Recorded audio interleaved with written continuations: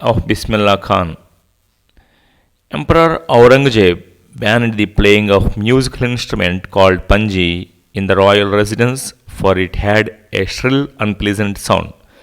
Panji became the generic name for reeded noise makers. Few had thought that it would one day be revived. A barber of a family of professional musicians who had access to royal palace decided to improve the tonal quality of the panji. He chose a pipe with a natural hollow stem that was longer and broader than the panji and made 7 holes on the body of the pipe. When he played on it, closing and opening some of these holes, soft and melodious sounds were produced. He played the instrument before royalty, and everyone was impressed. The instrument, so different from panji, had to be given a new name, as the story goes. Since it was first played in the Shah's chamber and was played by a Nai, means barber, the instrument was named Shehnai. ఈ షానాయికి ముందు పంజీ అని ఇటువంటి instrument ఉండేది.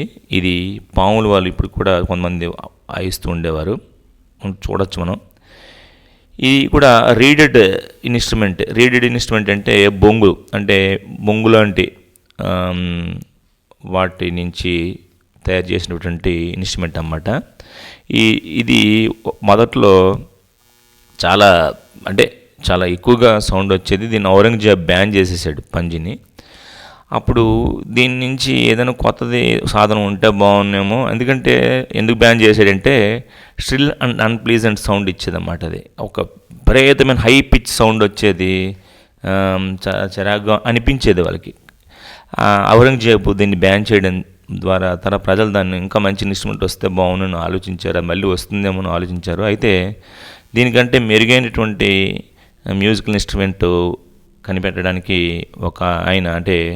ఒక barber family, మన తెలుగులో నాయి Brahmins అంటారు, ఆ నాయి ఫ్యామిలీ నుంచి ఆ వంశపారంపర్యంగా అది వృత్తిగా స్వీకరించినటువంటి ఒక ఆయన దాన్ని ఈ ఇన్స్ట్రుమెంట్ని అంటే షానాయిని కనిపెట్టాడు. దీనికి షానాయిని ఎందుకు పేరు వచ్చిందంటే షా ఛాంబర్లో, అంటే షాజహాన్ షా ఛాంబర్లో ఒక నాయి బ్రాహ్మిన్, అంటే దట్ మీన్స్ నాయి అంటే బార్బర్ అన్నమాట. ఆ వంశం చెందినటువంటి వ్యక్తి దాన్ని మొట్టమొదట వాయించడం వల్ల షా ఛాంబర్లో నాయి దాన్ని ప్లే చేశాడు కాబట్టి దానికి షానాయ్ అని పేరు వచ్చిందన్నమాట దీనికి. The sound of shehnai began to be considered auspicious, and for this reason it is still played in temples and is an indispensable component of any North Indian wedding. In the past, the Shehnai was part of the Nabat or traditional ensemble of 9 instruments found at royal courts. Till recently, it was used only in temples and weddings. The credit for bringing this instrument onto the classical stage goes to Ustad Bismillakhan. Actually దీంట్లో ఈ షానాయిలో 7 holes ఉంటాయి, పంజీలో కూడా 7 holes ఉంటాయి. 7 holes అంటే సప్తస్వరాలు అంటాం కదా సంగీతంలో. ఈ సప్తస్వరాలను పలికించేటువంటి 7 హోల్స్ అనేవి ఈ పంజీలో కానీ ఈ షానాయిలో కూడా ఉంటాయి. ఈ షానాయి సౌండ్ని చాలా శుభప్రదమైనటువంటి సౌండ్గా భావిస్తారు. మన తెలుగులో నాదస్వరం అంటాం. దీన్ని శుభప్రదమైనటువంటి కార్యక్రమాల్లో దీన్ని వాడుతూ ఉంటారు. అయితే మొదట్లో ఇది కేవలం పెళ్ళిళ్ళల్లోనూ అలా శుభకార్యాల్లోనూ నాదస్వరాన్ని వాడుతూ ఉండడం జరిగింది. దాన్ని ఒక క్లాసికల్ అంటే ఒక శాస్త్రీయ సంగీతంలో కచేరీలు ఇవ్వడానికి దానికి ప్రధానమైనటువంటి ఇన్స్ట్రుమెంట్గా తీసుకొచ్చినటువంటి ఘనత షానాయిని క్లాసికల్ మ్యూజిక్లో ఒక కచేరీలో అందరూ దీన్ని ప్రత్యేకంగా వినాల్సినటువంటి ఖ్యాతిని తీసుకొచ్చినటువంటి ఘనత ఉస్తాద్ బిస్మిల్లా ఖాన్కే దక్కుతుంది. As a 5-year-old, Bismillah Khan played Gilli Danda near a pond in the ancient estate of Dumron in Bihar. He would regularly go to the nearly Biharji temple to sing the Bhojpuri Chaita, at the end of which he would earn a big laddu weighing 1.25 kg, a prize given by the local Maharaja.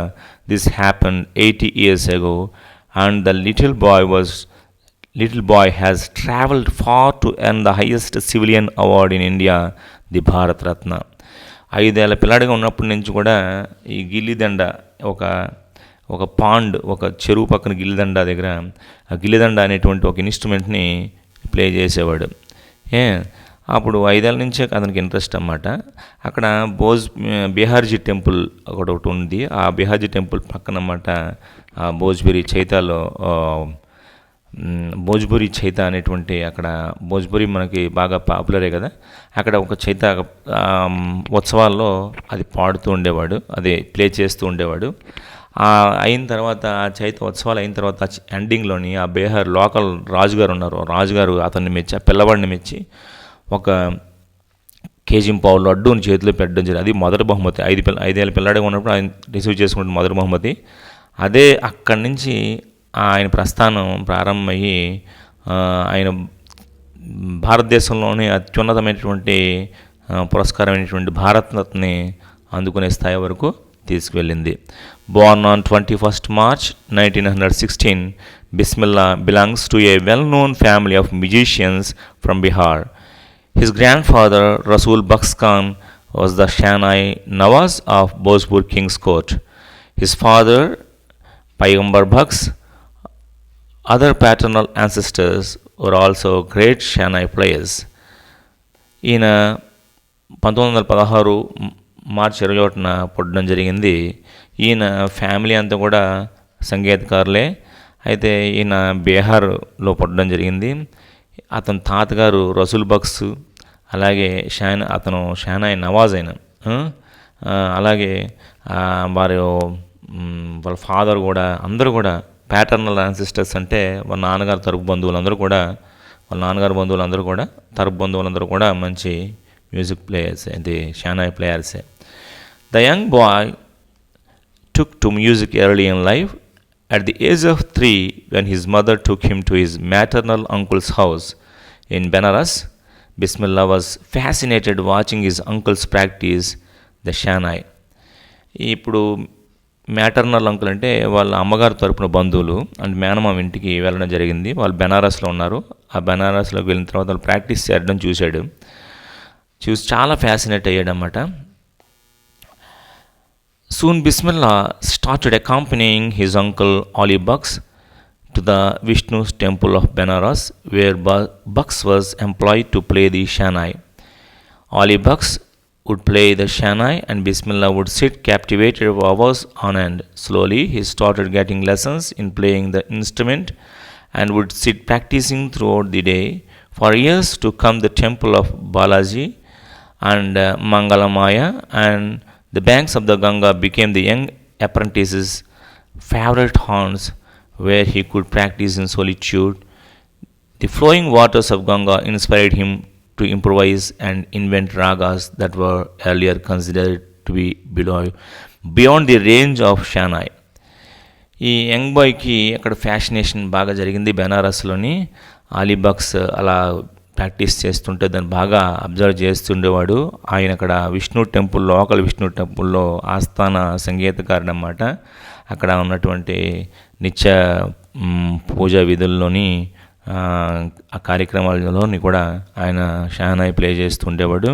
ఆయనతో పాటు వెళ్తూ ఆయన దగ్గర చాలా practice చేస్తూ ఆయన దగ్గర నుంచి చాలా అనుకరిస్తూ అలా దానిలో తన్మయం చెందుతూ ఆయన నేర్చుకోవడం, ప్రాక్టీస్ చేయడం జరిగింది. ఈయన సొలిట్యూడ్ అంటే ఏకాంతంగా ఉండి కూర్చుని వాయిస్తుంటే అది వినడానికి చుట్టూ కూడా జనాలు వచ్చి చేరిపోతూ ఉండేవారు. అయితే ఈ షెహనాయ్ ద్వారా కొత్త రాగాల్ని ఆ కాశీమాత గంగామాత ఒడ్డున కూర్చుని చాలా ప్రాక్టీస్ చేస్తూ కొత్త రాగాలను ఆయన ఇన్వెంట్ చేస్తూ షెహనాయ్ పలికించే రాగాలు కొత్త రాగాలని షెహనాయ్ చేత పలికించడం జరిగింది. అప్పటి వరకు కొంతవరకే షెహనాయ్కి పరిమితి ఉండేది.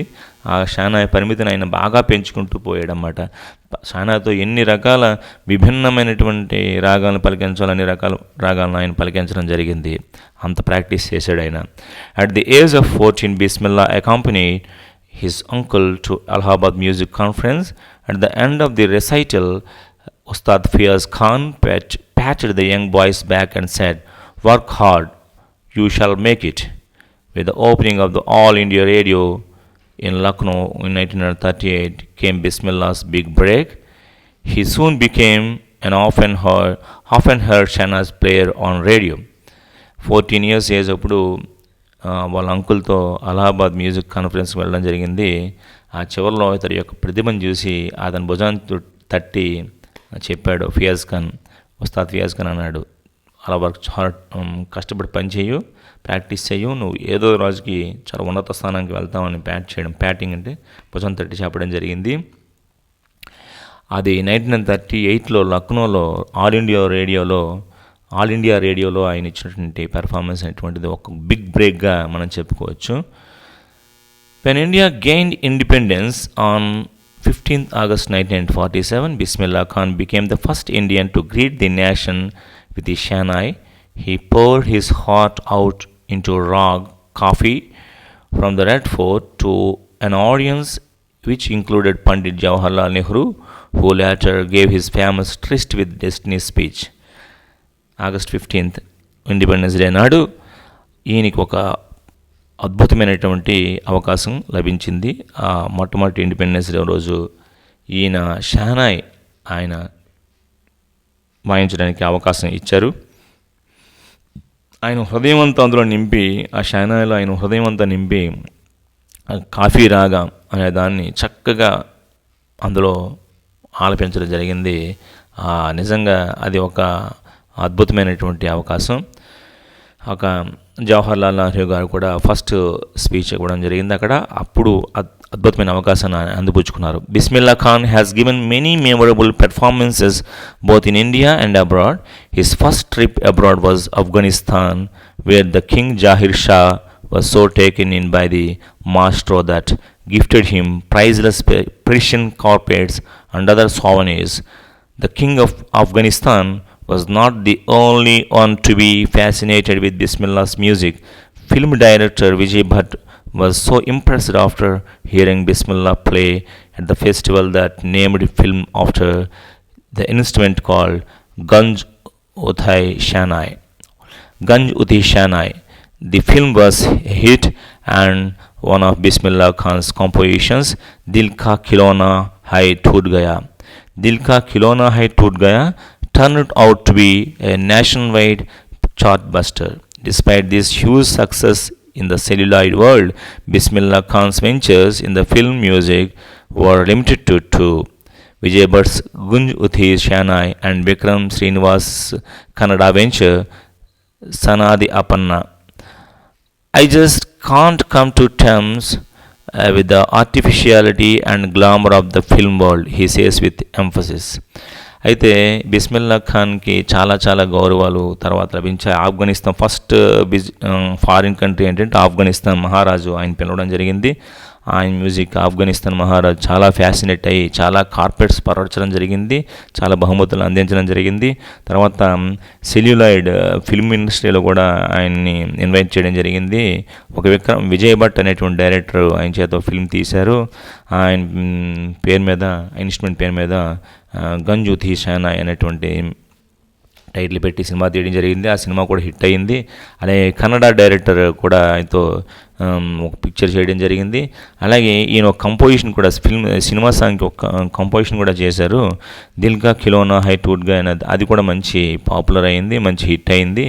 కానీ ఆయన ఏమంటారంటే సినిమాల్లో ఆ రెండు సినిమాలకి ఆయన పరిమితం అయ్యాడు. తర్వాత సినిమాల్లో ఆయన కంటిన్యూ చేయలేదు. ఎందుకంటే ఆ సినిమాల్లో అంతా కూడా ఆర్టిఫిషియాలిటీ ఉంటుంది, నన్ను నచ్చదు అని చెప్పి ఎంఫసిస్ నొక్కి వక్కానని చెప్పాడు. సినిమాల్లో మరి ఆయన ప్రయత్నం చేయలేదు. సినిమాల్లో ఆయన కనిపించడానికి కూడా అదే సినిమాల్లో ఆయన ఇన్స్ట్రుమెంట్ యూజ్ చేయడం కూడా ఇష్టపడలేదు.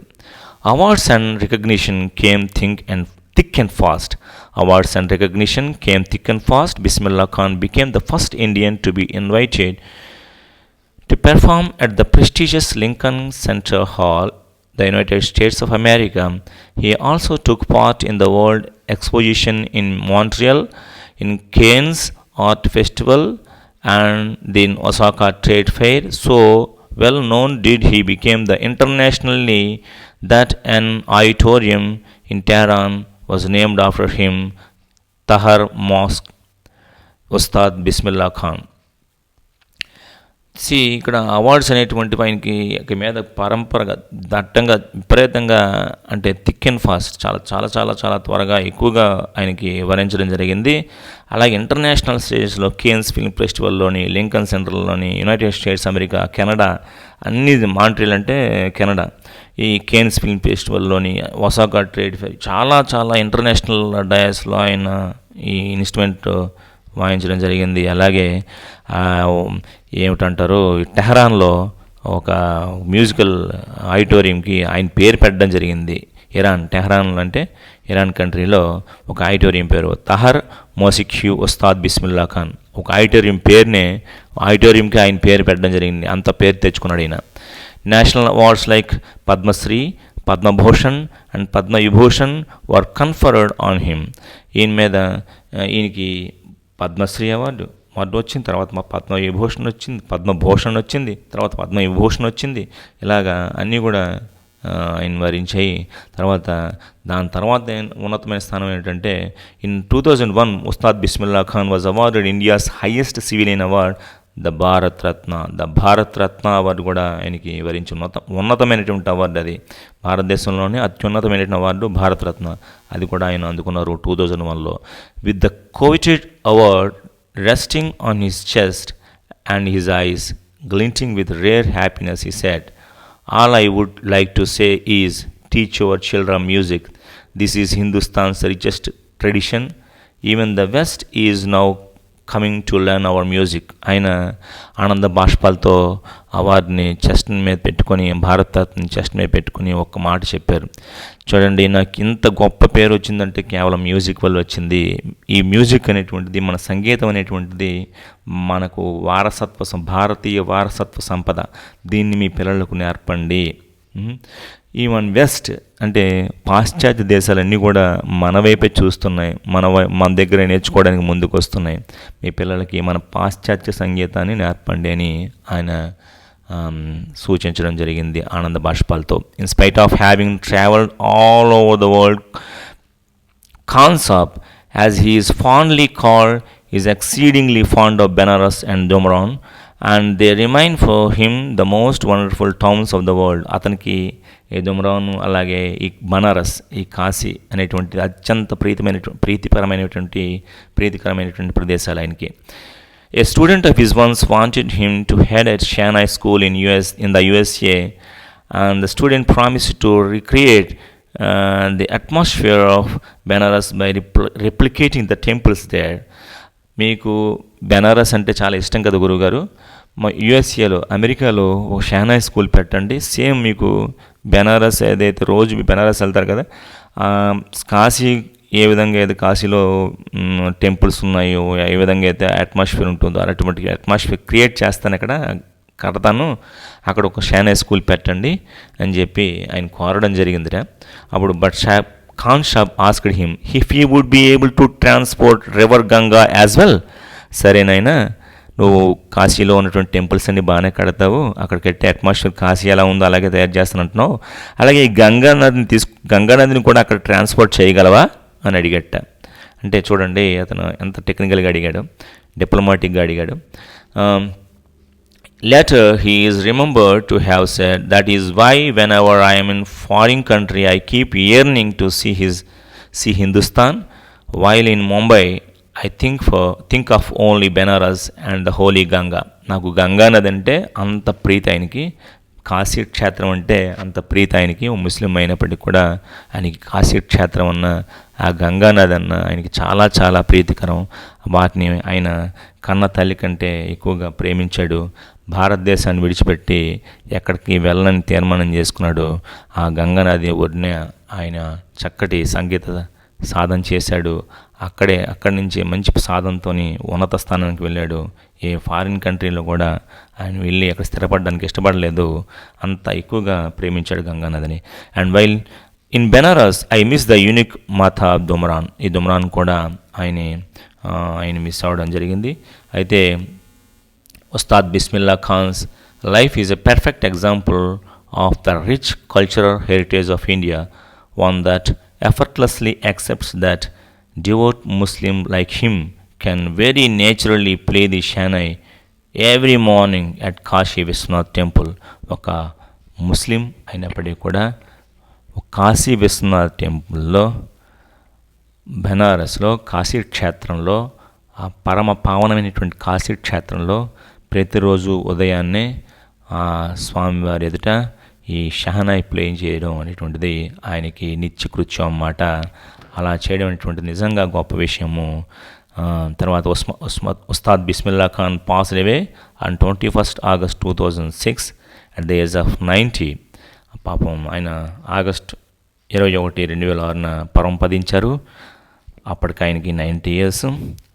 ఏదైనా సరే బిస్మిల్లాఖాన్ భారతదేశానికి ఒక కీర్తి పతాకంగా, ఒక సంగీతం, షెహనాయిని అత్యున్నత సంగీత పరికరంగా తీసుకువెళ్ళి భారతదేశ ఖ్యాతిని నిలబెట్టినటువంటి మహానుభావుడు